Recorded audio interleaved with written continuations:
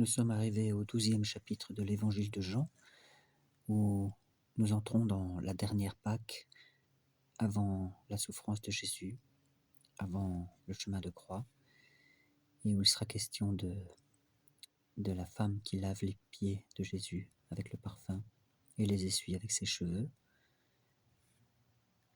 Au nom du Père, du Fils et du Saint-Esprit. La Pâque des Juifs était proche. Beaucoup de gens du pays étaient montés à Jérusalem pour se purifier. Ils cherchaient Jésus et se disaient les uns aux autres en stationnant devant le temple : « Qu'en pensez-vous ? Va-t-il, oui ou non, venir à la fête ?» Les grands prêtres et les pharisiens avaient donné des ordres en disant : si quelqu'un savait où il était, il devait le faire savoir afin qu'on l'arrêtât. 6 jours avant la Pâque, Jésus vint à Béthanie, où le trouvait Lazare, qu'il avait ressuscité des morts. On lui offrit là un repas. Marthe servait. Lazare était l'un des invités. Et Marie, la sœur de Marthe, prenant une livre d'un parfum de vrai nard, très coûteux, en oignit les pieds de Jésus et les essuya avec ses cheveux. Et la maison s'emplit de la senteur du parfum.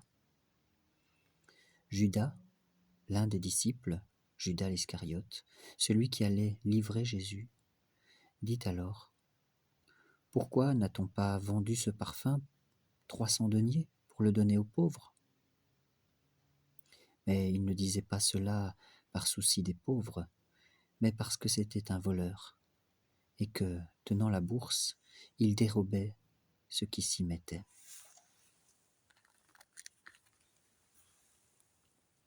Jésus dit donc : « Laisse-la, c'est pour le jour de ma sépulture qu'elle devait garder ce parfum. Les pauvres, en effet, vous les aurez toujours avec vous, mais moi, vous ne m'aurez pas toujours. » Cependant, la grande foule des Juifs apprit qu'il était là, et vint, non pour Jésus seul, mais aussi pour voir Lazare, que Jésus avait ressuscité des morts.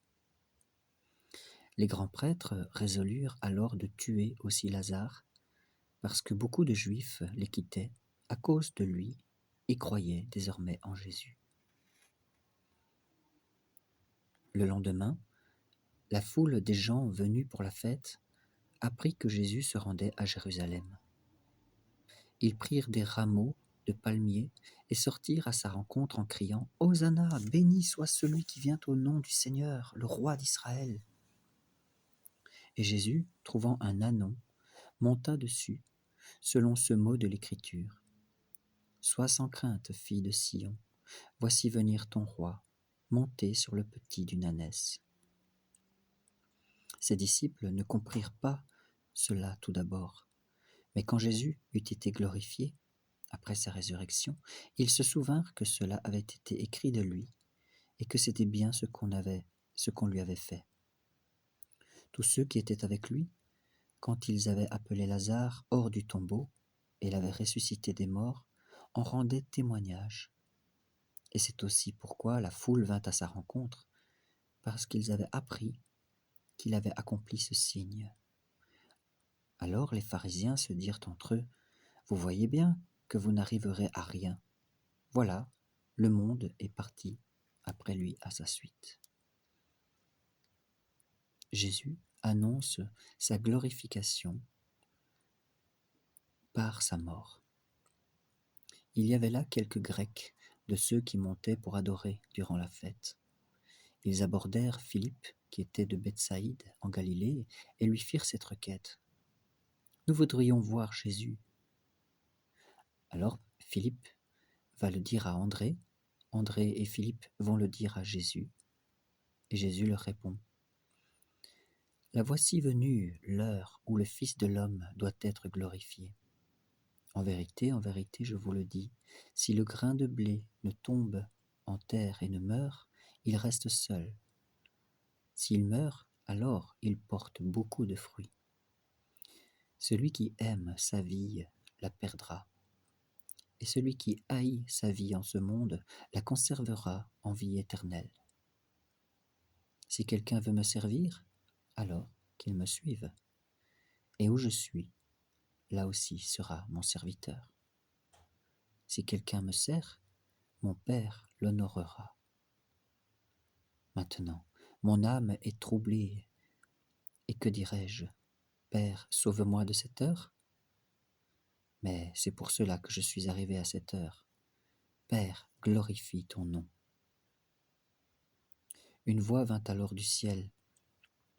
C'était donc la voix du Père, qui dit « Je l'ai glorifié, et je le glorifierai encore. » La foule qui se tenait là et qui avait entendu disait que c'était un coup de tonnerre, tandis que d'autres disaient « C'est un ange qui lui a parlé. » Mais Jésus reprit « Ce n'est pas pour moi que cette voix s'est fait entendre, mais pour vous. C'est maintenant le jugement de ce monde.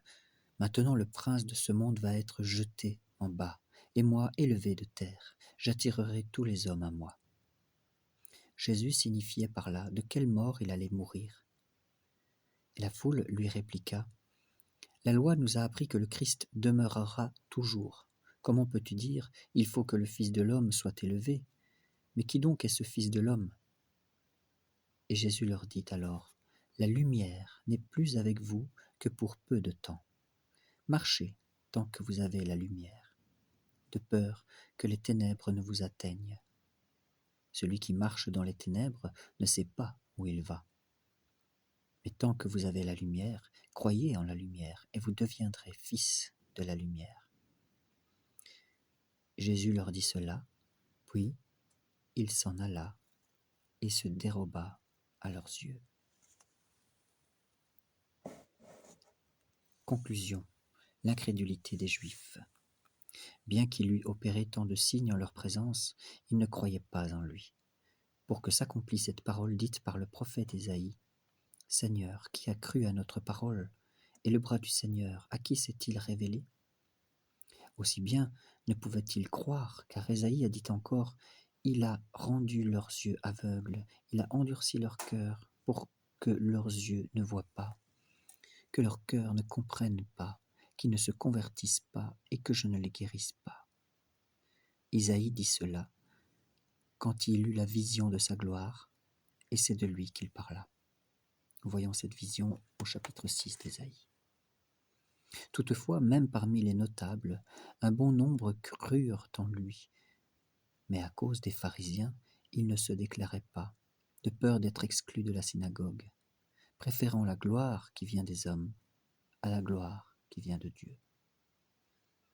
Jésus a proclamé « Celui qui croit en moi, ce n'est pas en moi qu'il croit, mais en celui qui m'a envoyé. Et celui qui me voit, voit celui qui m'a envoyé. Moi, la lumière, je suis venu dans le monde afin que quiconque croit en moi ne demeure pas dans les ténèbres. Si quelqu'un entend mes paroles et ne les garde pas, ce n'est pas moi qui le condamnerai. Car je ne suis pas venu pour condamner le monde, mais pour sauver le monde. Qui me rejette et ne reçoit pas mes paroles a son juge. La parole que j'ai fait entendre, voilà qui le jugera au dernier jour. Car je n'ai pas parlé de moi-même, mais le Père qui m'a envoyé m'a lui-même prescrit ce que je devais dire et faire entendre. Et je sais que son ordre est la vie éternelle. Les paroles que je dis, c'est donc comme le Père me les dit, que je les dis. Au nom du Père